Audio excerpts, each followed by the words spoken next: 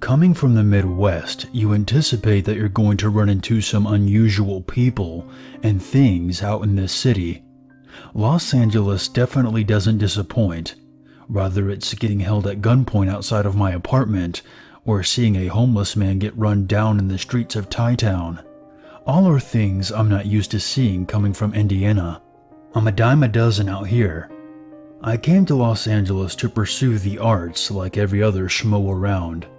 The trick about this city is finding a job where you can actually keep afloat while maintaining some sort of flexibility so that you can accommodate the volatile life of auditions and meetings. Uber and Lyft are the perfect solution. When you sign up for both platforms to drive, you're told that you'll likely get some unruly folks and what to do in said situation. I carry a small knife on me, and even though you're not supposed to carry a weapon, just try and think of how much of a disadvantage you're at if someone is sitting behind you. If you need proof, watch that video of the former Taco Bell executive psycho wailing on the Uber driver in Orange County. Yikes. I've been driving for both services for about a year, and I've never really had an incident. Sure, a drunk UCLA student tried to punch out my backseat window on a Friday night, but we've all been there, right? Everything changed recently, and I haven't driven since my encounter with the person I'm going to tell you about, and I met her 2 weeks ago. 11:45 p.m. on a Wednesday night. Out here, it doesn't matter what night it is. People are out and about, and you rarely have to wait long for a ride. I was parked on Santa Monica and Kauai when I got the request. Pick up Carol. Located 0.4 miles away. Okay, Carol, let's do this.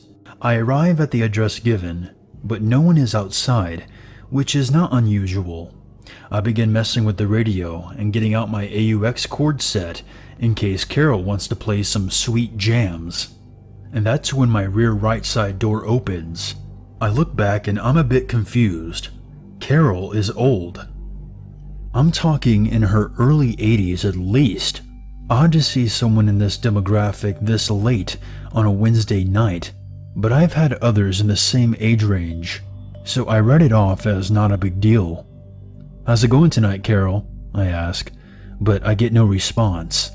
She struggles in and shuts the door behind her. I glance in my rearview mirror and study her face. No emotion whatsoever, almost as though Will Smith just flashed the neuralizer in her face. "Where are we heading tonight?" No response. Can she even hear me? Or does she not speak English? Then my phone beeps. New destination entered, 1900 North Vermont Avenue. I throw the car into drive. It's not a lengthy car ride, but I figure that I'll try just one more time. It's usually pretty easy to gauge if someone wants to chat or not. "Are you from Los Angeles?" I ask in one last attempt. I glance at the rearview mirror, and she's staring right at me. Her gaze is piercing me. In a deep, shrill voice, she answers, "I wouldn't worry about that." "Okay, lady, I get it. I'll just drive to your destination." We're a ways out from the destination she entered.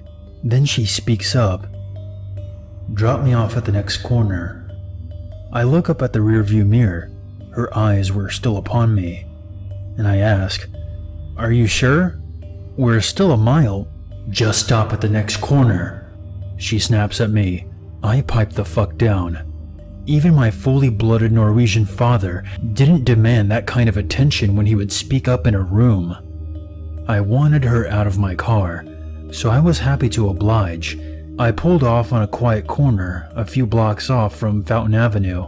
I slightly turned my head to look over my right shoulder to say something like, "Have a good night," but as I turned my head, she leaned in between the seats, just inches from my face. I freeze. I couldn't speak. I can't even look at her, only down at the median in between the driver and passenger seats. Her breathing is something I'll never forget. It was deep breaths and such a strange cadence, almost like an irregular heartbeat, She put her pointer and middle fingers on my shoulder, and my eyes finally met hers. I'm terrified. Her touch was as cold as ice. I was wearing my Colts hoodie, and her fingers almost felt like ice directly in contact with skin. Her eyes weren't black or wide open or any other cliche of a maniac, but sad, almost motherly. My terror shifted, but before I could say anything, and before she stepped out of my car, she said 3 words that forever changed my life. "Take the stairs." I stared back at her with a look that said, "Excuse me?" She didn't repeat herself, but leaned back and away, and then exited my car. I sat there watching her slowly waddle away into a beat-up old apartment building, and then out of my sight. What the hell was that? I wasn't going to be giving any more rides that night. I turned off the app and drove back to my apartment in Koreatown. Currently, that's where I'm sitting, my head still in my hands, trying to comprehend what just happened. I stumble in through the back door of my 8th-floor apartment building. I live on the 7th floor. This place has been standing since the late 1940s. By the time I came in, it was around 12:30, and not even thinking, I hop up the back stairwell. Usually I'm lazy as hell and take the rickety old elevator. I get to the 4th floor when I hear it. An engineer had done repairs the day before, and I remember the note that was slid under our doors from the beginning of the week. April, a beautiful girl on the 8th floor, had hopped onto the elevator to get her laundry out of the dryer right at the same time I had gotten home.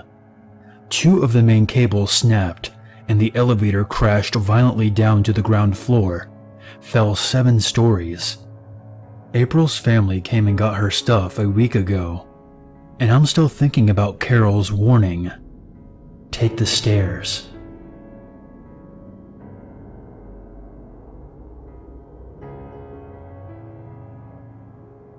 A couple of days ago, myself and a few other friends went to a large city for a concert. We booked a hotel just a few minutes away from where the concert was supposed to be taking place, but 2 days before the trip, it was moved to another venue across town, and there was no time to change our hotel. It was now about a 20-minute drive to get there in a city that we were unfamiliar with.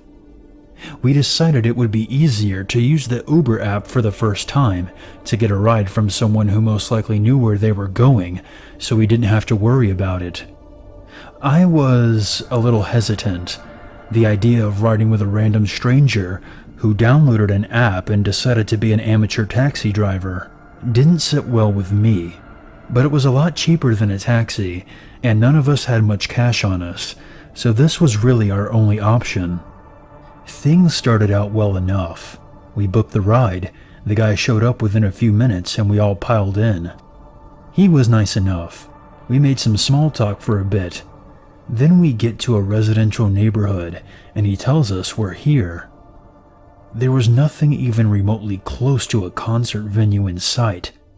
He tells us that we must have entered the address wrong, and we looked it up ourselves and showed him that we most definitely did not, and we were on the completely wrong side of town. He gets pissed. He reprograms his GPS to the correct location and tears off, no longer driving cautiously and no longer friendly and talkative.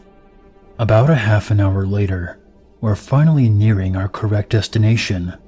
We were following along on our own phone's GPS now, and he misses the exit on the freeway. Instead of doing what a normal person would and continuing on, taking the next exit and letting the GPS recalculate, he stops on the highway. He looks at his phone and tries to figure out what to do.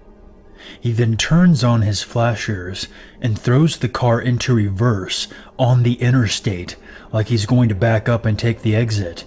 Needless to say, A car comes to a screeching stop behind us, barely missing us. Unfortunately, the car behind them did not. I'll never forget the sound of the people behind us screaming as the back end of their car came up off the ground from being smashed into. The guy then tells us that he doesn't want any trouble and drives off. At this point, we're just telling him to take the next exit and let us out. When he does so, we realize that we're on the correct street and about a mile away from the concert. So we go ahead and have him take us the rest of the way. We couldn't get out of the car fast enough. We all stood there dumbfounded and eventually decided that we needed to talk to the cops. Luckily, there was one working at the concert, so we gave him what information we could, but it wasn't much. He basically told us since the guy wasn't physically involved in the accident, even though he caused it, he wouldn't be in trouble for leaving the scene. My friend who ordered the ride was looking at his app to see what options he had to report the guy to Uber, and noticed that he charged us double for all the extra driving that was entirely his fault. Pretty much ruined our evening and our Uber experience. We were terrified to take another on the way back, but didn't have much choice.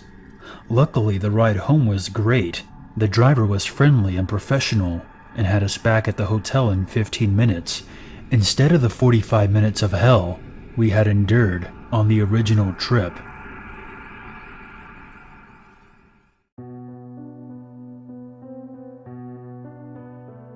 Hey guys, Unit 522 here, and I want to thank you very much for watching my video. I would appreciate it very much if you would share, like, and comment. And if you're new to this channel, become one with the Unity by hitting the subscribe button. If you have a scary story or experience that you want featured on this channel, you can always send it to my email or post it on the Free Horror Stories subreddit. The links for those can be found in the description below. If you would like to help out this channel even more, consider a PayPal donation. And for more updates, be sure to follow me on Twitter. There's nothing wrong with a little darkness in your life, as long as you never forget there's always a reason to be afraid.